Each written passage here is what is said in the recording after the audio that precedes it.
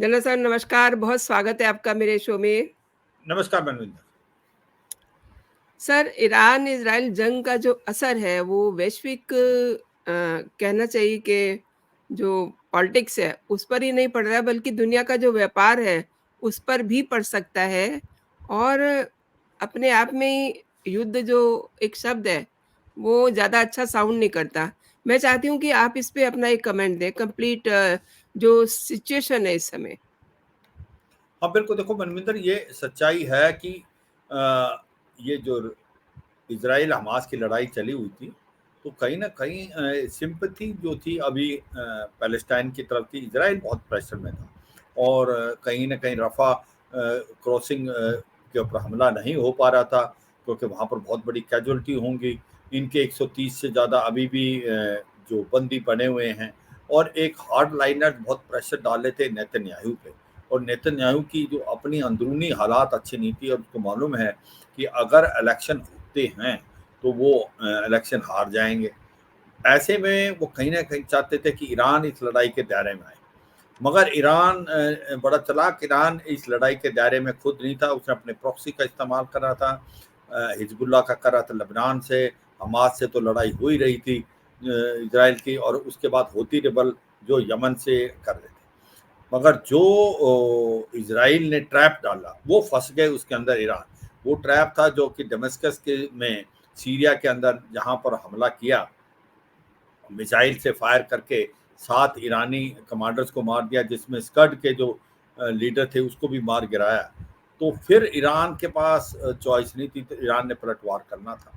तो ईरान ने जो पलटवार किया वो भी एक फिक्स मैच ही था, क्योंकि ईरान ने एक बताया 48 घंटे पहले ही, क्योंकि ईरान के अंदर भी डोमेस्टिक जो कॉन्स्टिट्यूंसी उसका प्रेशर था कि इसराइल ने आपके जो कमांडरों को मार दिया है सीरिया में, डेमेस्कस में, जो कि एक कॉन्सुलेट है, वो भी एक ईरान का हिस्सा ही माना जाता है। तो रिएक्ट तो करना था, मगर उन्होंने वो नहीं चाहते थे इसका दायरा बढ़े। ईरान नहीं चाहता था इस लड़ाई का दायरा बढ़े, तो इसलिए उसने बता के 48 घंटे पहले ही लीक कर दिया कि हम फायर करेंगे, सो दैट आप अपने जो डिफेंसिव को तैयार कर लें। क्योंकि ईरान और इजराइल के जो गैप है ऑलमोस्ट 1500 से 1800 किलोमीटर, और उसमें मिसाइल लगने में कम से कम 2 घंटे के करीब लग जाता है। तो बड़े आराम से इजराइल ने उनको न्यूट्रलाइज कर दिया। अपना जो आयरन डोम सिस्टम है, उसके साथ साथ जो पेट्रोइड मिसाइल सिस्टम अमेरिका ने दिया, और टमनी हाई एल्टीट्यूड एरिया डिफेंस, इसी प्रकार से जॉर्डन ने भी मदद की अपने एयर स्पेस में, उनको न्यूट्रलाइज किया, फ्रांस ने भी, यूके ने। तो ओवरऑल उसका कोई इफेक्ट नहीं हुआ। 99% सारी की सारी जो मिसाइलें थी वो न्यूट्रलाइज हो गई। और एक जो नेवा-3 एयरफील्ड था जहां से डेमेस्कस में हमला हुआ था, उस पर भी बहुत कम चोट लगी। तो ये सच्चाई है कि ये अनफोल्ड ऐसे हुआ कि कहीं ना कहीं नेतन्याहू चाहते थे कि किसी तरीके से ईरान इन्वॉल्व हो, और उससे उसको फायदा यही है कि जो प्रेशर था इलेक्शन का वो हट जाएगा। ध्यान इस तरफ से हट के अब इसराइल और ईरान की तरफ जाएगा। अभी अमेरिका को देखें, अमेरिका की जो कांग्रेस थी उसने जो $90 बिलियन का एक प्रकार से जो एड थी वो स्टॉप कर रखी थी। $60 बिलियन जो यूक्रेन को, और $14 बिलियन जो एक प्रकार इसराइल को देनी थी। अब क्योंकि ये हो गया है तो अब प्रेशर उल्टा पड़ रहा है कि इसराइल को जल्दी से जल्दी मदद दी जाए। हाँ, अब अमेरिका नहीं चाहता इस लड़ाई का दायरा बढ़े, और इसलिए वो बार बार कह रहा है कि इसराइल को कि आप रिस्ट्रेंट दिखाएं, यूके भी, फ्रांस भी। मगर अब सिचुएशन ये है कि ऐसा हो नहीं सकता कि इसराइल पलटवार ना करे। उसकी वजह ये है कि अभी उसका अस्तित्व का सवाल है, उसकी सर्वाइवल का सवाल है। 40 साल हुए अभी तक किसी ने ऐसी हिम्मत नहीं की कि इसराइल पे डायरेक्ट अटैक करे। ईरान ने जो अटैक डायरेक्ट किया है वो उसकी एक प्रकार से फ्रीडम के ऊपर हमला है। अगर खुदा ना खास्ता इसराइल हमला नहीं करता है तो फिर ये it will be a sign of weakness, और ये एक न्यू नॉर्मल हो जाएगा। इसका मतलब कल को कोई दूसरा भी जो अपने दुश्मनों के साथ घिरा हुआ है इसराइल, वो भी कोई ना कोई हमला कर देगा जिस तरीके से ईरान। तो ये तो कोई अभी चाहे कोई भी उसको बोलता रहे कि रिस्ट्रेंट करें, हमला ना करें, इसराइल हमला तो करेगा ही। कब करेगा, कहाँ करेगा, ये एक क्वेश्चन मार्क, और कैसे करेगा ये एक क्वेश्चन मार्क है, मगर हमला तो करेगा ही। मनविंदर। सर जिस तरीके से मैं समझ पा रही हूँ अ, हथियार उपलब्ध कराए गए हैं और इस इलाके में इज़राइल के खिलाफ, आतंकवाद के खिलाफ जिस तरीके से तैयार किया जा रहा था, उसके पीछे ईरान का हाथ था। अब ये ऐसा नहीं लग रहा कि उनका मुखौटा उतर गया है? इस्लामिक गणराज्य आई मीन ईरान की जो बमबारी हुई है, उसके बाद से अब वो नेतन्याहू के सपोर्ट में आ गए लग रहे हैं। क्या बोलते हैं, क्या है ये सब? नहीं, ऐसा तो नहीं है। कि देखो, सच्चाई ये है कि जो वेस्ट एशिया या मिडल ईस्ट जिसको बोलते हैं, वो देश भी लड़ाई नहीं चाहते, क्योंकि लड़ाई से एडवर्स इम्पैक्ट है सभी को। स्पेशली अगर आप मुस्लिम वर्ल्ड देखें, सऊदी अरेबिया, यूएई, ओमान, ये देश इकोनॉमिकली बहुत अच्छा कर रहे हैं। और अगर लड़ाई होती इजराइल और ईरान के बीच में, तो हर एक को नुकसान होगा, क्योंकि अनसर्टेनिटी का माहौल आएगा, इकोनॉमी में भी हिट करेगा। तो वो नहीं चाहते ये एक प्रकार से लड़ाई हो। ये एक बड़ा इम्पोर्टेंट है, क्योंकि आज की तारीख में सऊदी, यूएई, ओमान और जॉर्डन भी किसी हद तक ये अपनी इकोनॉमी को चेंज कर रहे हैं, ऑयल से लेके की बजाय अब बाकी चीज़ों में ले जाने की कोशिश कर रहे हैं। तो वो इस इलाके को अनसर्टेन चाहते हैं। अब क्वेश्चन उठता है कि अगर ये लड़ाई होती है तो इसका क्या इम्पैक्ट होगा।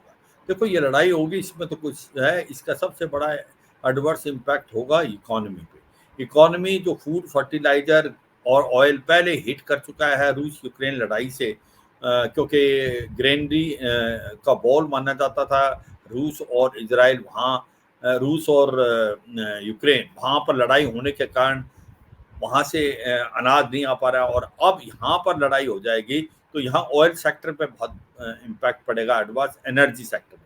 तो उससे पूरे की पूरी जो इकोनॉमी लड़खड़ा जाएगी पूरे वर्ल्ड की। और इसके कारण दूसरा क्या होगा कि जो पहले ही अब रेड सी से पूरा चक्कर काट के ले जा रहा था इंडियन ओशन का, आपका साउथ अफ्रीका के जो आपका होपर जो था, उस पोर्ट से वहां फिर जाया जाएगा। इसका मतलब होगा क्या, आपके एक तो आपके एनर्जी सेक्टर में एडवर्स इम्पैक्ट 20 से 30% इनके रेट्स बढ़ सकते हैं, जो कि कल परसों ही इम्पैक्ट हो जाएगा। उसके बाद जो सामान जाता है उसकी भी जन ज़्यादा लगेंगे, उसका रेट भी बढ़ जाएंगे। तो ये एडवर्स इम्पैक्ट इकोनॉमी पे कोई नहीं चाहता, ना अमेरिका चाहता है और ना यूरोप चाहता, और ना ही मिडल ईस्ट में जो दूसरे देश हैं।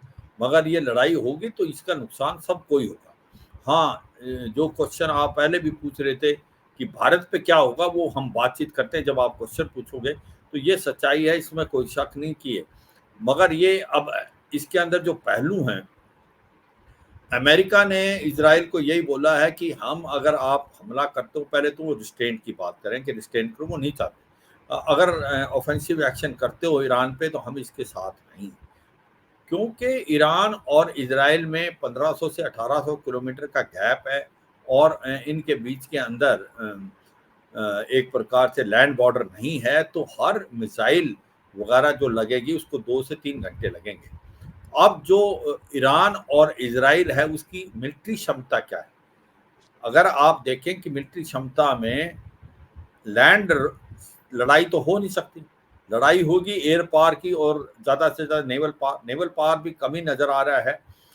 एयर पार जो है, अब ईरान के पास भी जो एयरफोर्स है वो इतनी मॉडर्न नहीं है कंपेयर टू इजराइल। इजराइल के पास F-35, F-22 रैप्टर जो अमेरिकन हैं, मगर इजराइल जो ईरान के पास हैं वो 79 में जो थे एयरक्राफ्ट, 1990 के बाद उनके पास नए एयरक्राफ्ट नहीं। मगर कहाँ वो अच्छे हैं, उनके पास मिसाइल अच्छी है। उनके पास जो फतेह एक हाइपरसोनिक मिसाइल है, हाइपरसोनिक मिसाइल ओनली रूस बना पाया है, और किसी हद तक चीन, अमेरिका के पास अभी तक नहीं बन पाई है। हाइपरसोनिक मिसाइल अपने व्यूअर्स को बताएंगे, जिसकी स्पीड जो है कम से कम 5 मैक्स से ज़्यादा, इसको डिटेक्ट करना बड़ा मुश्किल है, और ये 100% हिट करती है टारगेट। तो उसके पास फतेह जो मिसाइल हैं वो अगर ईरान से फायर होंगी पलटवार करता है, इजराइल अगर हमला करता है तो वो बहुत इफेक्टिव रहेगी। उसको डिटेक्ट करना और न्यूट्रलाइज करना मुश्किल है। इसके पास उसके जो अभी उसने ड्रोन जो दिए थे रूस को, वो भी उसके पास हैं, जो कि एक प्रकार से बहुत ही काबिल हैं और वो भी इम्पैक्ट करेंगे, तो इसमें कोई शक नहीं। बट कहाँ पर इजराइल को फायदा है, एक तो इजराइल के पास जो मिसाइलें हैं काफ़ी अच्छी हैं, जो मॉडर्न हैं, जिस प्रकार से उसके पास ड्रोन्स हैं इतने अच्छे नहीं है जितना शाही ड्रोन है ईरान के पास, पर ड्रोन अच्छे। इसका सबसे अच्छा क्या है इजराइल के पास, इसके पास एयर डिफेंस प्रोटेक्शन बहुत अच्छी है। इसके पास जो आयरन डोम सिस्टम है वो बहुत इफेक्टिव है, जो 80% के करीब मिसाइलों को न्यूट्रलाइज कर लेता है। फिर उसको अमेरिका ने पेट्रोइड मिसाइल सिस्टम दे रखा है और थर्ड टर्मिनी हाईट्यूड एरिया डिफेंस सिस्टम दे रखा है। तो इसलिए इसका जो एयर डिफेंस की प्रोटेक्शन है वो इजराइल की काफ़ी अच्छी है ईरान के बनस्पत। मगर ईरान के पास हाइपरसोनिक मिसाइल है, ड्रोन शाही ड्रोन अच्छे हैं, और जो उसने अपना वेपन सिस्टम है उसका, वो उसने अंडरग्राउंड रखा हुआ है। उसको पेनिट्रेट करना, उसको नुकसान देना कितना आसान होगा ये समय ही बताएगा। तो ये एक हकीकत है। अब जब आप क्वेश्चन पूछोगे कि पहले हम इकोनॉमी से पहले यही सोचेंगे कि अब इजराइल के पास क्या ऑप्शन है और क्या वो कौन सी ऑप्शन करेगा, और हर ऑप्शन में क्या फायदे या क्या नुकसान है जी, जी। या बन तो क्या ऑप्शन क्या है? मतलब बताओ। लग तो ऐसा रहा है कि जैसे इज़राइल ने ही ईरान को उकसाया है। हाँ, हाँ, वो तो आपकी बात मान ली, पर आज की तारीख में इजराइल के पास चॉइस तो है नहीं। इजराइल हुँ, को तो पलटवार तो करना है, तो वो क्या कर सकता जी, है, क्या क्या कर सकता है, उसके पास कौन कौन सी जी, है। एक तो उसके मैं वही पास जानना चाह ऑप्शन, रही हूँ। हाँ, एक तो ऑप्शन है कि जो न्यूक्लियर फैसिलिटी जो है ईरान की, देखो सच्चाई है, पांच जो न्यूक्लियर स्टेट हैं, जो जिसको P5 बोलते हैं, जो अमेरिका है, यूके है, फ्रांस है, रूस है और चीन है, और चार जो है नॉन डिक्लेयर्ड हैं, जो कि भारत है, पाकिस्तान है, इजराइल है और नॉर्थ कोरिया। अभी तक ऐसा लगता है नॉर्थ कोरिया ने न्यूक्लियर हथियार नहीं बना पाया है, मगर वो बिल्कुल लास्ट स्टेज पे। उसने 93% जो इनरिच यूरेनियम करा है उसके बहुत नजदीक है। अभी क्वेश्चन आएगा आपका भी और अपने व्यूअर्स का कि ऐसी क्या वजह है कि जब नॉर्थ कोरिया बना सकता है, ईरान क्यों नहीं बना। बात ऐसी है कि क्योंकि ईरान अगर बना लेगा तो इस पूरे वेस्ट एशिया में अनस्टेबिलिटी हो जाएगी, तो इजराइल और अमेरिका वो बनने नहीं दिया। जब भी कभी वो इतने नजदीक आए, या तो एस्पोनेज करके कोई ना कोई बर्बाद, या उसको डायरेक्ट हमला किए, इनडायरेक्ट हमला करके, आज तक जो है ईरान बना नहीं पाया, पर ईरान अभी बड़े नजदीक है। तो इसलिए, और आपको पता है कि 2020 में जो इसने एक ट्रीटी साइन कर रखी थी जिसको joint comprehensive plan of action बोलते हैं, डोनाल्ड ट्रंप जिसको न्यूक्लियर डील बोलते हैं लेमैन में, उससे बाहर निकल गया था डोनाल्ड ट्रंप जब प्रेसिडेंट थे। तो ये सच्चाई है कि आज ईरान उस पगार पे है कि वो बहुत जल्दी ही न्यूक्लियर हथियार बना सकता है। इसलिए सबसे ज्यादा इंपॉर्टेंट टारगेट मेरे हिसाब से इजराइल के लिए ईरान का न्यूक्लियर हथियार की फैसिलिटी, क्या उसको इतना आसानी से हिट कर सकता है, ये एक बड़ा 100% क्वेश्चन है, क्योंकि इतना आसान नहीं होगा। उसको प्रोटेक्ट कर रखा होगा, उसको एयर डिफेंस भी होगी और वो अंडरग्राउंड होगा। मगर नंबर 1 टारगेट अगर हिट करना चाहेगा इजराइल, और जिससे अमेरिका भी खुश होगा अगर उसके ऊपर सक्सेस मिलती है, तो वो यही है न्यूक्लियर फैसिलिटी। दूसरा है कि कोई सीनियर कमांडर को मारा जाए या मिलिट्री इंस्टॉलेशन को बर्बाद किया जाए, उसमें भी ऐसा लगता है, उसको भी ऐसा लगता है कि भाई आसान नहीं होगा, मगर हो सकता है। एक तीसरा ये है कि ऐसा करे कि जैसे डेमेस्कस के अंदर हमला किया था सीरिया में, ऐसी कोई और एम्बेसी में कर दे, जो कि स्पेशली ईरान की बहुत ज्यादा प्रॉक्सीज हैं। चौथा, एक प्रकार से हो सकता है जिस प्रकार से हिजबुल्ला है, होती है, इनके ऊपर हमला किया जाए, मगर उस पर यह लगता नहीं, क्योंकि उन पर तो हमला कर ही रहा है। तो सच्चाई यह है कि ऐसा लगता है या तो न्यूक्लियर फैसिलिटी, या कोई मिलिट्री इंस्टॉलेशन, या कोई मिलिट्री कमांडर, या कोई उसकी एम्बेसी जो बाहर है जिस प्रकार से बात करें, ऐसा कुछ कर सकता है, मगर ईरान पे हमला करेगा इसलिए क्योंकि उसके ऊपर डायरेक्ट हमला हुआ है इजराइल पे। तो मुझे लगता है कि अब ईरान पे करेगा, ना कि किसी एम्बेसी पे या ना उस पे। तो या तो वो न्यूक्लियर फैसिलिटी या कोई मिलिट्री इंस्टॉलेशन या मिलिट्री कमांडर ईरान के अंदर ही अटैक होगा। कब होगा, कैसे होगा, ये अब क्वेश्चन है।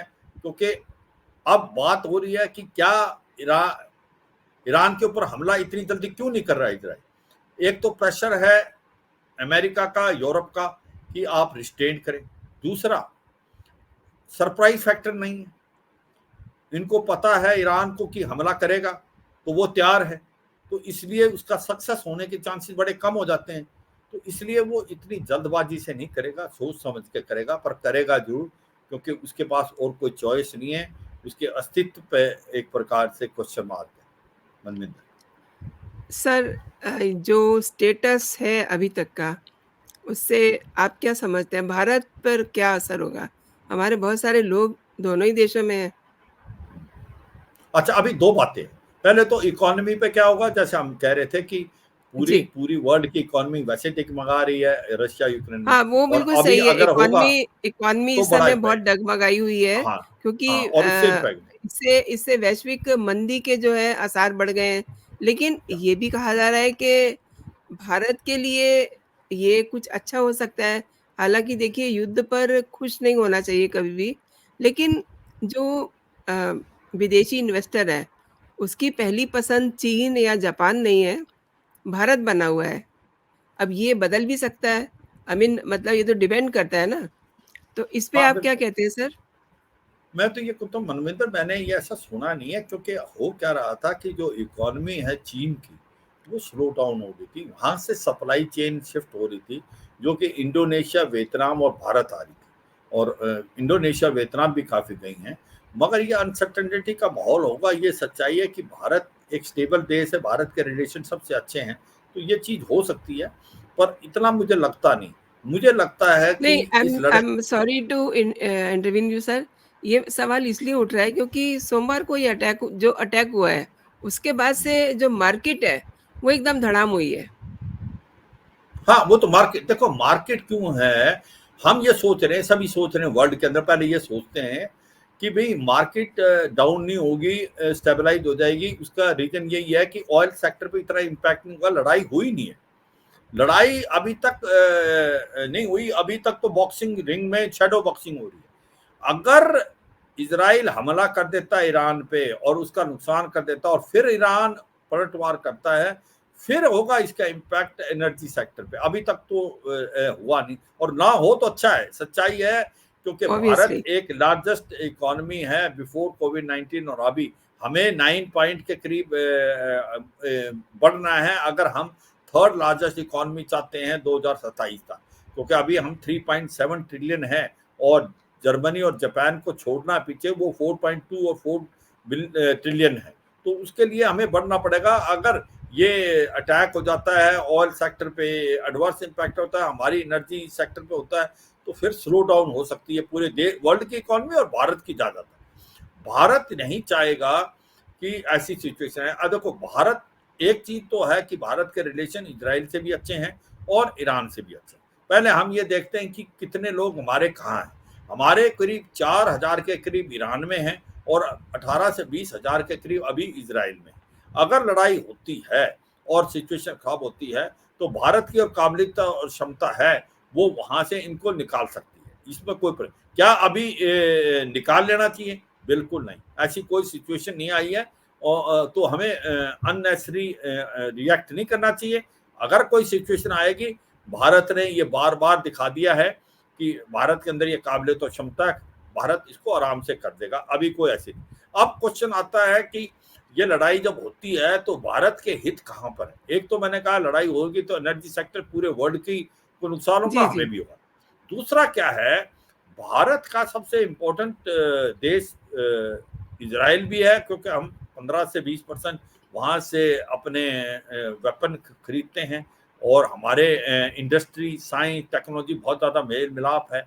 और इसी प्रकार ईरान के साथ भारत के बहुत अच्छे रिश्ते हैं, स्पेशली चाबार को लेकर। क्योंकि जब अमेरिका अफगानिस्तान में था और बार-बार पाकिस्तान रास्ता नहीं देता, भारत को भी नहीं देता था अफगानिस्तान का, तो हमने एक बहुत अच्छा काम किया था। ईरान के साथ मिलके हमने चाबार पोर्ट डेवलप किया था और चाबार पोर्ट ऐसा है, वहाँ से जो रोड जाएगी अफगानिस्तान से, वो डायरेक्ट जाएगी ईरान बाईपासिंग पाकिस्तान और वो सेंट्रल एशियन स्टेट को जोड़ेगी, कजाकिस्तान, किर्गिस्तान, उज्बेकिस्तान, तजाकिस्तान और फिर वो नॉर्थ साउथ ट्रांसपोर्ट कॉरिडोर को जोड़ेगी और वो यूरोप और रूस को भी जोड़ देगी।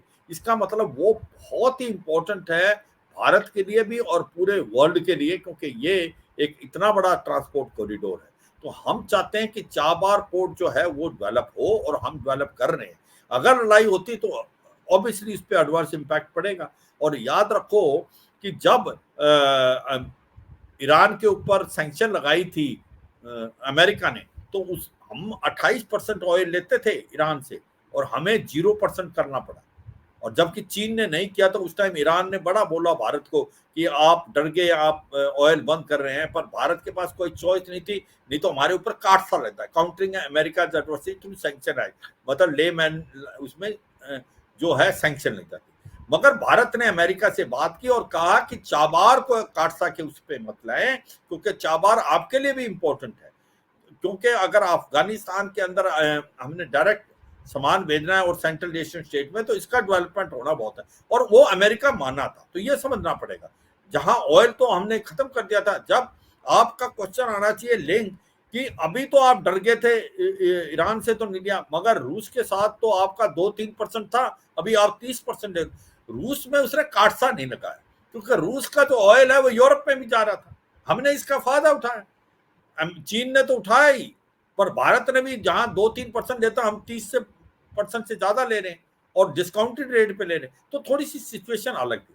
तो कहने का मतलब यह है कि अगर लड़ाई बढ़ती है तो वाकई सारे वर्ल्ड को इकोनॉमी फोड़ेगा और भारत को भी पड़ेगा। पर भारत बहुत सोच समझ के चल रहा है और भारत के जो minister of external affair doctor S Jaishankar, उसने दोनों के विदेश मंत्रियों से बात की, इजराइल के भी और ईरान के भी, और यही कहा है कि डायलॉग और डिप्लोमेसी से बातचीत का हल निकलना चाहिए। और इसी प्रकार से भारत के जो प्राइम मिनिस्टर हैं, प्राइम मिनिस्टर मोदी, वो टॉलेस्ट लीडर हैं। इनकी जो आपस की टीम है, minister of external affair doctor S Jaishankar और प्राइम मिनिस्टर मोदी की जो जोड़ी है, वो काबिल तारीफ है। तो वो बिल्कुल इस ढंग से बातचीत करेंगे कि हम ये नहीं चाहेंगे कि लड़ाई हो, मगर लड़ाई होती भी है तो हमारे रिलेशन दोनों से हो और हमारे हितों को नुकसान ना हो, यही ध्यान दिया जाएगा। तो चाहे वो इकोनॉमी हो या भारतीयों को वहां से वापस लाना हो, दोनों के लिए भारत की जो गवर्नमेंट है वो बहुत प्रोएक्टिव है। मनविंदर, आपने सर बहुत अच्छे से समझाया, लेकिन एक चीज़ ये भी है कि हमारे पास नरेंद्र मोदी हैं, हमारे पास एस जयशंकर हैं, इसके बावजूद जो स्थितियाँ बनती हुई दिखाई दे रही हैं, तो भारत के डू एंड डोंट्स क्या होंगे? क्या होने चाहिए इनफैक्ट? देखो भारत तो ये चाहेगा कि लड़ाई ना हो, सच्चाई ये है। मगर भारत अगर लड़ाई हो जाती है, खुदा ना खास्ता, तो फिर भारत अपना ये ध्यान देगा। हो सकता है कि हमारी ऑयल पे, एनर्जी सेक्टर पे इम्पैक्ट पड़े, तो उसका एडवर्स इफेक्ट तो होगा। पर हो सकता है जो रूस से ऑयल ले रहे हैं उसको थोड़ा और बढ़ा दें, क्योंकि ये भी है, हमें डिस्काउंटेड रेट पे भी मिल रहा है, तो वहाँ से हम ऑयल लेने की कोशिश करें अगर यहाँ से कमी होती है। तो मतलब ये है कि लड़ाई तो किसी के एक प्रकार फेवर में नहीं है, मगर अगर हमारे पास ऑप्शन है, हम खोल के रखेंगे और हम ये यकीन करेंगे कि इसका एडवर्स इम्पैक्ट भारत पे कम हो।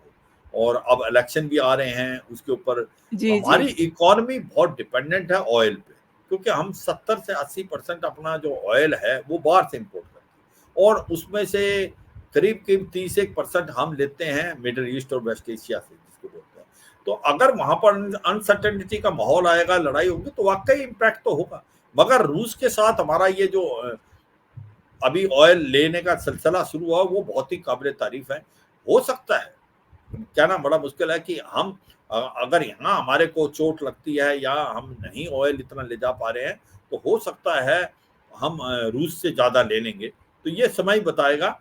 मगर ये सच्चाई है, भारत जो है आज की तारीख में ऐसी स्थिति पे है, वो प्रोएक्टिव रहेगा और यकीन करेगा कि इसका जो भी एडवर्स इम्पैक्ट होगा भारत के ऊपर मिनिमम होगा। मनविंदर। सर, आपने मेरे शो के लिए समय निकाला और दर्शकों को आपने बहुत अच्छी जानकारी दी। बहुत-बहुत शुक्रिया आपका। नमस्कार। जय हिंद, जय भारत। Thank you Manvinder. जय हिंद। जय हिंद।